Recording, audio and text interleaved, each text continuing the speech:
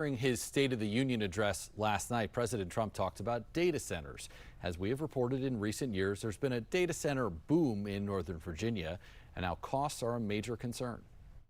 Americans are also concerned that energy demand from AI data centers could unfairly drive up their electric utility bills. During last night's speech, President Trump announced a major push for tech companies to build their own power supply. Our Nick Minock is at the White House with how this might impact your electricity bill.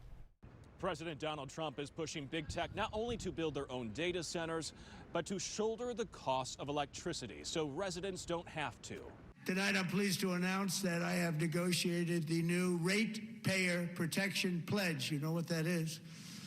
We're telling the major tech companies that they have the obligation to provide for their own power needs. They can build their own power plants as part of their factory so that no one's prices will go up. And in many cases, prices of electricity will go down for the community, and very substantially down. It's not BYOB, it's BYOP. Bring your own power to this thing. I spoke to Interior Secretary Doug Burgum at the White House Wednesday about the president's new push.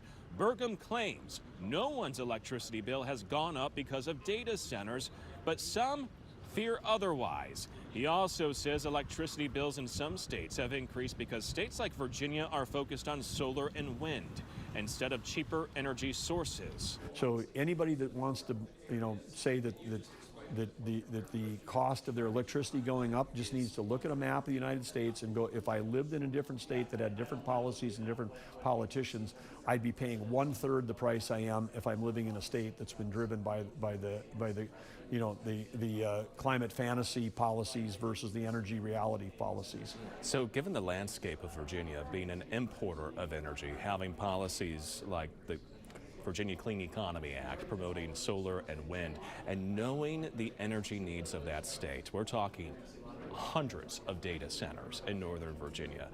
That's a lot of power.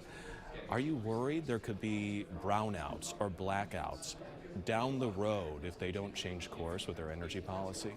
Absolutely, and we were worried about that the day we took office a year ago. Right now, Virginia Senate Democrats are proposing to end tax breaks on data centers next year instead of 2035. They say this would generate more than $1 billion of tax revenue.